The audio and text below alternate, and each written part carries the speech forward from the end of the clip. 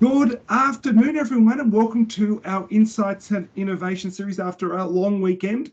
For those who had too many chocolate Easter eggs or hot cross buns like myself, feel free to stretch your legs during the presentation, touch your toes, and do your exercises as well whilst you're getting educated. Today, we have our wonderful partners at FOXTEL joining us. Been in the news headlines a little bit lately. Very, very exciting things happening there on a whole bunch of different fronts. But we've got the amazing Nev and Cailtin O'Meara joining us. I'm going to hand over to Nev, who is the Chief Sales Officer over there, and he's going to introduce the presentation about some research and also an update on all the things happening there. So without further ado, Nev, over to you to take things over. Thank you, Sam, and thank you everyone for your time today. Definitely a lot of chocolate over the last few days, so I can appreciate that.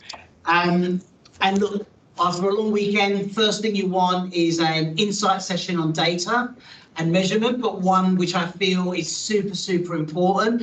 So apologies up front, we don't have any amazing talent from Fox Sports. What we've got is numbers today, but numbers are important because numbers are key to driving outcomes and, more importantly, how we can measure. So today's session is going to be focused on the evolution of our Kantar story.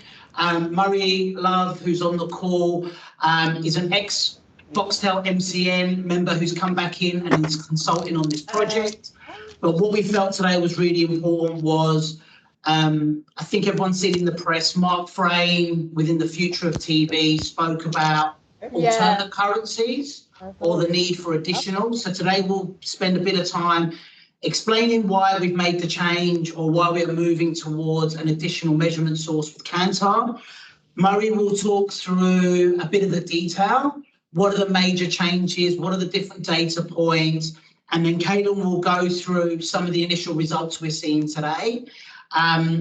But as a business, what I wanted to sort of kick off with was a really, really quick snapshot on where the group is today.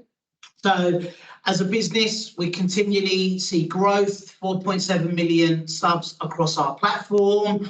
The big step change and one of the reasons why we've brought in Kantar is our business is changing. We used to be historically a set-top box business, but now with a combination of streaming, what you can now see is 8% of our audience in 2017 was through streaming. That's 66% today. And now we've got a fully IP, or 90% of our audience are IP enabled. So we've now got this additional touch point where we can get deeper insights, get alternate measurements that we can now use in market to hopefully showcase our platform, but then showcase to your clients the value of what deliver. Couple of standout points. FOXTEL Group product is in every second home, and we have over 9 million uniques across our network every month. But in terms of where we're going as a business, I think three key points, and I won't go into these in data. Today's session is focused on Kantar. But if those who haven't seen it, we recently announced the launch of Hubble, which is in market with a very, very catchy song, which I won't sing, but once it's in your head, it's in your head and it can't be removed. But Hubble is basically our super aggregator technology stack. Brings all of your streaming platforms all into one place, one search and recommendation engine. No longer are they pillars between Netflix content, binge content, or Disney. It's all surfaced in one area, and more importantly, one billing platform.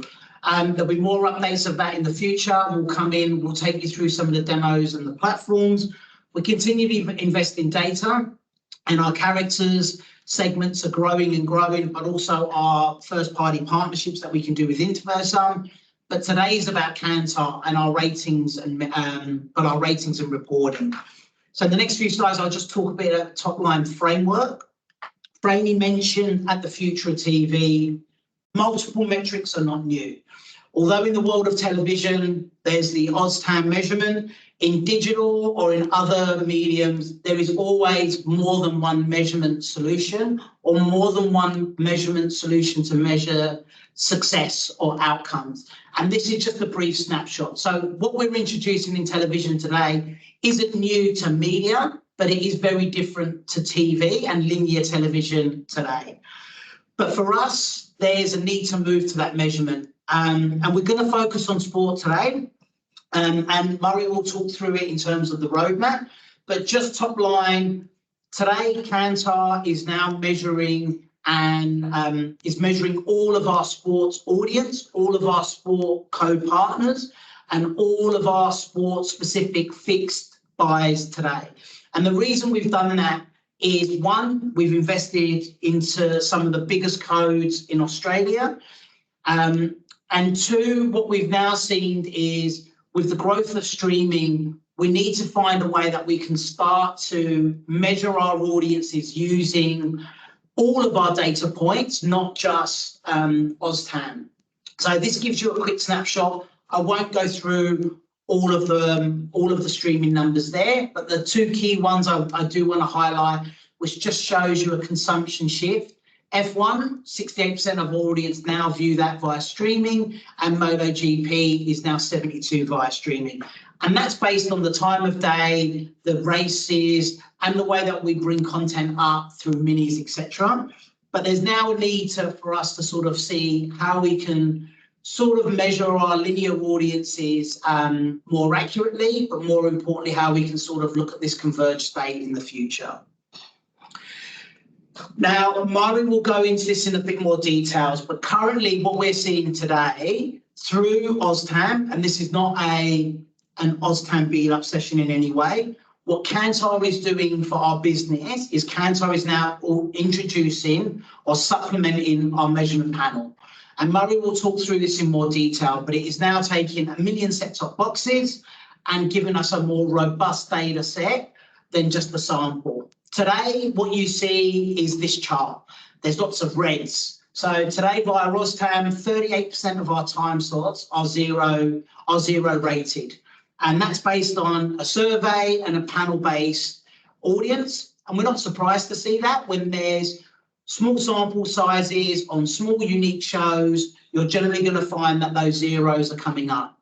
But what we know at FOXTEL, through our set-top box data, through the fact that we've got return path data feeding, coming through continuously, is when we overlay Kantar, what we now see is those zero rateds turn to a spot is counted and an audience is attributed to every single spot. Now, I'm not saying every single spot today has hundreds of thousands of audiences behind it. Some of them are actually small audiences. The fact is we're now capturing audiences that we never were able to capture just through the Kantar integration.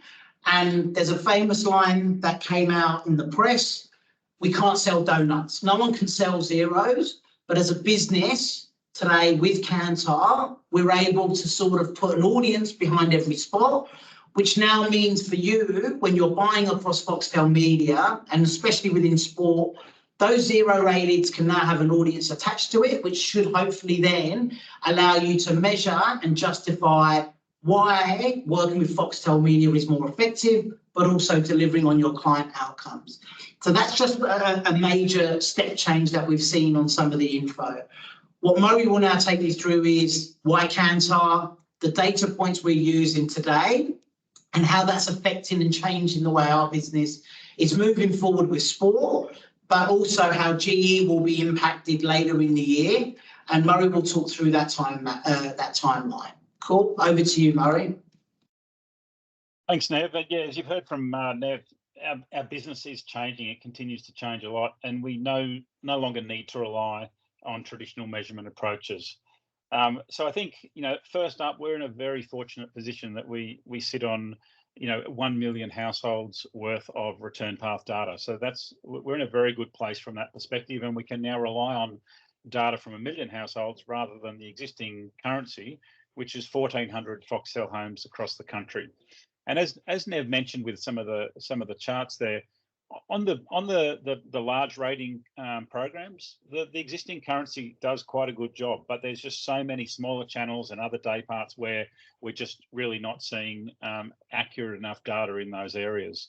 So it's the depth of data through interrogation of the set-top box is significant, including everything IP. So when we've got the golf coming up, everything is delivered via the box we can capture. Things like the third point there, we had some issues last year with the OzTam ratings where all of the ultra high definition, all of the 4K viewing for live AFL on Fox Footy was missed. It all went into the other subscription TV bucket. We identified the issue. OzTam then agreed there was an issue, and then it took sort of in January this year, it was then reattributed. So that's just an example, I suppose, of, it's really, really important as the viewing environment continues to change, and it is getting harder to measure because it is, because of that environment. So I think as well, the other thing is that today we're talking very much about advertising and for agencies and advertisers, and there's a lot of value here, but it's also for the sporting codes themselves and for FOXTEL, more broadly in better valuing the channels, the day parts, etc. I mean, we had something just in the last couple of weeks based on March data where we had one of the sporting channels come to us and say, "Hey, OzTam says that this program, this magazine style program, has a new host on it, and the OzTam ratings have it down 25% year on year. Is it the new host? Is that the problem?" We had a look in the Kantar data; it's actually flat year on year. So it's really important for advertising, obviously, but there's a lot more as well within the business where we're benefiting from this.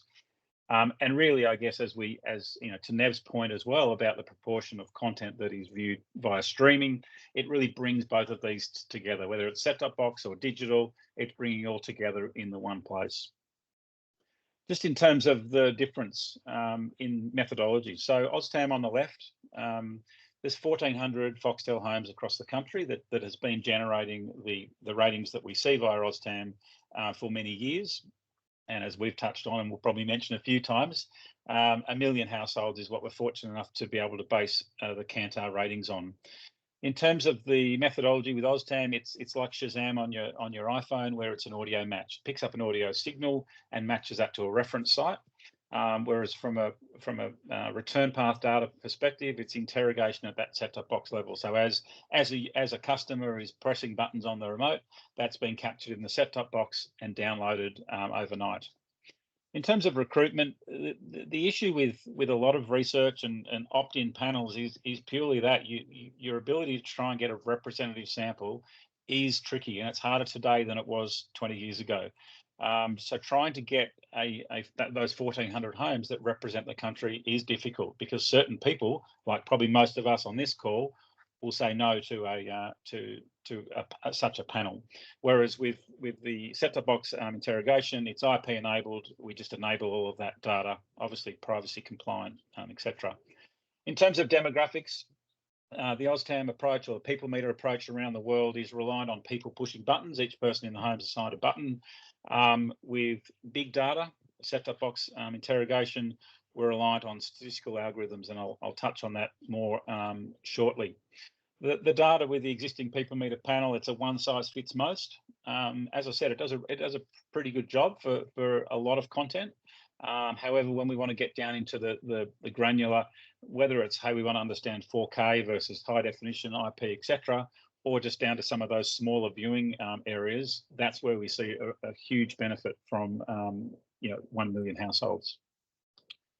I just want to touch on the two questions, I guess, that we're asked quite a lot is, okay, I can see that 1 million households is extremely valuable, very accurate at, right now at 12 o'clock on a Tuesday, a set-top box is turned on, bang, we get that hit straight away. The same as the VPM data, which is the video player measurement with OzTam, in that it's capturing that at the device level. What we then need to, what Kantar then needs to determine is co-viewing and who else. So who else is actually watching? So if it's my household on the weekend and the box is turned on and it's to Fox League, you'd be pretty sure that it's me watching. But then who else in the household is actually watching?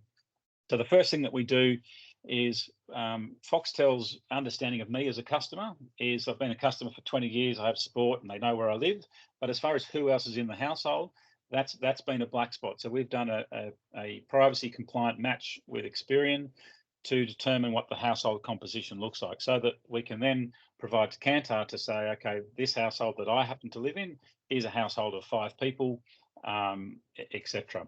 And then in order to determine who's actually watching, once the box is turned on, the two factors actually fuel what's called the probability of individual viewing, and that is your availability to view, which is how likely am I as a male of a certain age to be home at this time when the box is turned on. And then the second point is the relative channel preference. So, you know, as a 50-year-old male, if it's a very male channel, I'm more likely to be the person in front of the box, as opposed to if it was a kids channel or a very female channel. So basically what happens is each person in the household is then applied a probability. So when that box is turned on, that then determines, okay, who is most likely in the home to be watching. On the next slide, we've just got an example. This is an overly simplified example of how it's done, but it might just give you sort of a better sense of the way that this actually works. So with our million households, we currently have about 1.3 million FOXTEL homes, and we receive data from 1 million. Those that we don't receive data from, we don't have the internet connected to those boxes. So that's why it's 1 million. And from that 1 million data set, we can see that 155,000 homes might be watching the football on the weekend. We then know from survey data that there's about 1.3 people per household typically watching, say, a game of football in this case. So the maths are quite simple on that one, in that, okay, it's 1.3 times the 155,000. So we know there's around about 200,000 total people watching that game. And then we also can, from survey data, determine that 18 to 54s might make up 37%. This particular football might be 2/3 male, 1/3 female. So we can then determine from that there's 50,000 men 18 to 54 watching. So that's kind of a real kind of high level, I guess, as to how that's calculated. There are a bunch of other processes which I'll just touch on the next slide, in terms of there's a whole lot of data cleaning, and there's a whole lot of other sort of data points that we have to provide to Kantar, to map all the channels. So who's watching on the ultra high definition and all of those things. There's something I've just highlighted in the middle. Is there's a couple of things that we have to do, which is capping is a really important one, and that's adjusting for long viewing sessions. So that's if I'm watching late at night and I decide to go to bed, when did I actually stop viewing? So what happens, typically this happens mainly at the end of an evening. It doesn't happen so much earlier on as people are moving from one piece of content to the next. So viewing has to be actually sort of chopped back, if you like, so that, because some people might turn their set-top box off as soon as they finish viewing, others may keep it on. So it's important, and what we can use is there's algorithms in place to actually look at the shape of a viewing event and then apply that to households that might not turn their set-top box off. So that's really important that we do that. The other thing just on this slide as well to note is, from a reporting point of view, there's a logo there, you'll see that's Advantage. So a couple of years ago, 2 years ago, Kantar bought a company called TechEdge. They're one of the 4 software suppliers in this market. There's the Nielsen ETAM, so Nielsen bought Lansbury & James ETAM. There's this Kantar TechEdge, there's TV Map, and there's Day 8 Technology. So there's several software options, and as Kantar owns TechEdge, we're using that software right now to analyse the data. We're also having regular sessions with MediaOcean as we look to for Spectre to be able to ingest the Kantar data later this year, and we'll touch on that more in a little bit. The quarter-hour data is pretty straightforward. We're almost there on being able to provide that. The second-by-second respondent level data, so for reach and frequency, that's a bigger piece of work. There's a lot more pipes to hook up on that one, and we're sort of targeting late this year for that. So just as far as where we're at right now and sort of where we're heading this year, we announced the Kantar deal on the 23rd of October last year at the upfronts. We've moved very, very quickly. The internal analysis has been completed. We're sharing findings right now with clients. As the footy codes kicked off in the last month, we're obviously been very keen to see exactly what that data looks like and share that. We're trading sport, that's commenced now, and I think it's really important. point to note that we're capturing all of the data from the set-top box. At this point in time, sport is the focus, because sport is the way that it's traded. I guess it's a simpler approach, and we're not as reliant on the systems all being hooked up in terms of Media Ocean, etc. The next component, phase 4, is agency integration, and also complete integration as we look at what is next. The 1 million set-top boxes provides the base. What might we do in terms of streaming, or what other things could we do with other data sets? That's the future, and I guess the big part is really getting this first component with the 1 million households. So that's where we're at. I'll hand you over to Cailtin now, who's going to talk some sport numbers and more sport specifically. Thanks. Thanks, Murray. So as Murray and Nev have already touched on, we are kicking off with sport just based on the kind of fixed schedule and the sponsorship buying of sport. But over the next couple of slides, I'll touch on sort of what we're seeing through the numbers, and then also a couple of additional reasons as to why Kantar. But kicking off with AFL and NRL, we're very much into the seasons, and we're seeing some really positive increases. So up 4% on AFL and up 3% on NRL. With the panel base for those larger audiences, they do tend to be a little bit more accurate when we look at it versus the set-top box data. Now, I know not a lot of linear can say that they are up year on year, but we've had a really strong start to both seasons, with the NRL kicking off in Vegas and some deliberate scheduling changes across the AFL. So we've got less games that are overlapping, and more of our sport is getting clear air across the weekend. And then finally, we've had a bit of an increase on the sports tier package. That's just based on, again, deliberate packaging and pricing for customers on that tier. So we have seen some increases, sort of upwards of 10% on the sports tier. So that has helped AFL and NRL specifically. I'll also just touch on the fact that this is household data. We do have the demo data coming later. So these numbers are all based on Kantar households.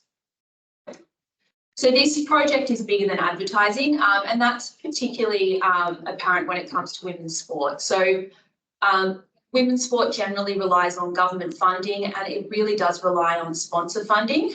So to be able to accurately deliver these audience numbers for those codes, it is quite meaningful, not only from an advertising perspective, but from a code level perspective. With the smaller panels, we are seeing those more dramatic increases. So the AFLW is up 24% and the NRLW up 52%. Further to that as well, it also is informing our business decisions. So previously, if we had sort of smaller audiences, it may have meant that we potentially wouldn't have gone forward with a specific magazine show, or to Murray's point earlier, if they brought in a new host, if we were seeing numbers back year on year, it would be wrongly attributed to those reasons. So we're seeing really, really great numbers across our NRL 360, for example, at up nearly 50%, and AFL Tonight up 153%. So you can see that bounce from the smaller panel actually does impact these smaller programmings quite dramatically. And then looking at our entertainment programming, and this is the first look at what we're going to see sort of later in the year once we do sort of start selling our entertainment on Kantar ratings as well. And this very much affects the commissioning strategy and the output deals that FOXTEL has. So for international content like True Detective, it's up nearly 50%. But then Australian drama and Australian reality programming, where we have to make conscious decisions as to what these programs do and whether they go forward. We've seen some really, really positive numbers. So up 108% for Strife, and Love It or List It, which is, in its, 15th season, but up 40% when we look at it from a Kantar perspective. So very much, these numbers do rely on us and the investment that gets put into this programming. So that wraps up what we've got from a Kantar perspective. Going forward, we've got plenty on the slate, both from an entertainment perspective and from a sport perspective. But some of the key highlights from our entertainment programming is House of the Dragon 2, which will be TXing in June. This was the first season was the biggest program ever on the FOXTEL platform.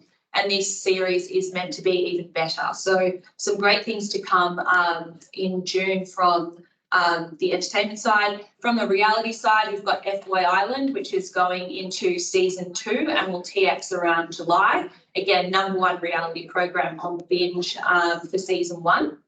And then the Housewives of Sydney is going into its 3rd season with production kicking off shortly, and then it will TX later in the year.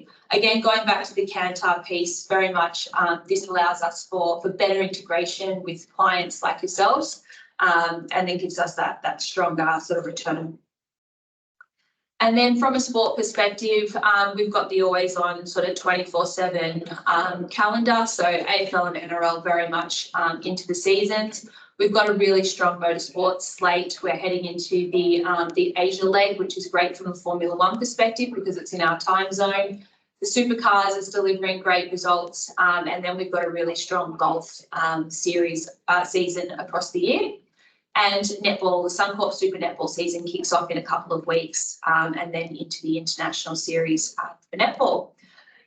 But to put that a little more eloquently and a bit more excitingly, I'll jump into a reel of our content slate coming up.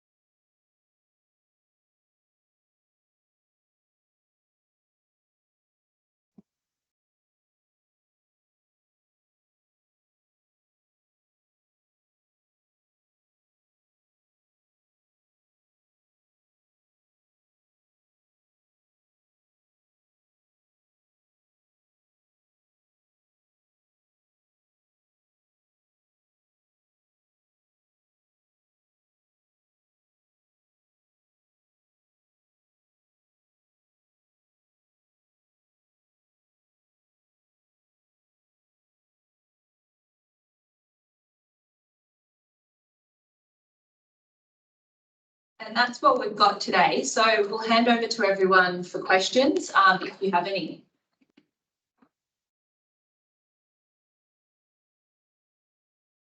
And so often there isn't questions. I got a question. Oh, no, change it. Here we go. I was going to ask Maz, does the Hubble thing coming in, is that an opportunity for audience measurement across Netflix, free-to-air, FOXTEL? Is that a play in the future, or am I just being a dreamer? Yeah, thanks for the question, Mobber. I thought you might have a question for me. I think it's a really good question. I think mainly with Hubble, it's from the customer point of view, it's really aggregating everything in there. And then, so for example, it's similar right now to with the FOXTEL box. We can see if someone hits the Netflix button, but then we can't actually see what they're watching in there on Netflix. So my guess, I don't know the answer, is really and Nev, feel free to jump in. Yeah. But my response would be, like we see right now with the set-top box, we see that someone is actually going into Netflix, but then we're not seeing what they're actually doing in there. And I think the value for us is to be able to at least see that, to say, oh, this time of day, or this might be how long, those sorts of things. And my guess is that Hubble would probably be similar. Nev, do you have anything to add? Yeah, it's exactly that, Murray. So the Hubble to that point, from a user perspective, it's fully integrated and seamless. But for us, contractually, the way it works, the minute someone hits Netflix, we know they've gone into Netflix. We don't get any additional data or insight because the back end technically then is a Netflix back end. It's just been integrated into the front end of Hubble. So in a perfect world, we'd love an opportunity to sort of bring all of those apps under one aggregated measurement. But in this initial stage, it will be separate. So for us, Hubble is more another way to talk to a customer who may or may not have considered FOXTEL, but who may consider KO and Binge, and with a bundled offer and making it easy to bring all their apps in one place, will hopefully help KO and Binge get to 2-3 million subs through that Hubble comms strategy. Can I just add another question? Just, Yeah. are you looking at the free-to-air TV viewing at the moment through the set-top boxes? And if you are, I'm assuming you'd probably see free-to-air viewing in Foxtel homes being a lot less than what OzTam is saying. Yeah, so we're not looking at the data at this point. To be honest, we're sort of staying in our lanes and just we're doing everything we can to get Foxtel data out and get it right, and make sure that we're, you know, with everything else that we're doing with systems and everything else. So we're very much focused on that. The one if we were to look at the data, the one thing that we would see is that we're capturing everything happening in the set-top box. So Marlborough, if you jump out of your set-top box and start watching a free-to-air channel through your TV, then we don't see that. Whereas OzTam is capturing all viewing in the household. So they are different from that point of view as well. I guess the main thing from a Foxtel point of view is all the Foxtel viewing is on the Foxtel box or obviously on our streaming apps. So we can capture that, and that's a like for like in terms of it's a very similar very similar thing that we're trying to capture. But the free-to-air would be different because we'd only be capturing what's happening inside that box. Right. So for example, like if you've got a wire or you got an aerial in the back of your Foxtel box, so you can just flick through to channel 100 and watch channel 9. Are you saying it's like Netflix, like you just know they've gone to free-to-air? No, that would be in there.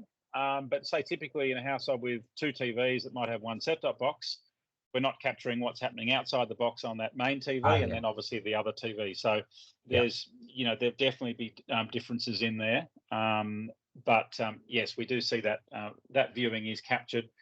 There's probably a bunch of things around what we can and can't do with that data, which I'm not actually across the free-to-air data. But yeah, that's what we're basically capturing everything that's happening in that box. And just to add, similar to what you said, when you're paying for Foxtel, your viewing skews more towards the Foxtel channels than free-to-air. So it wouldn't be a fair indication of us to provide what free-to-air viewing is, because when you're a Foxtel customer and you're paying $100 a month, you're more likely to watch more Foxtel content than free-to-air. So again, another reason why Murray says we're definitely staying within our lanes and just measuring what we can measure and report back on. Oh, thanks. Cool.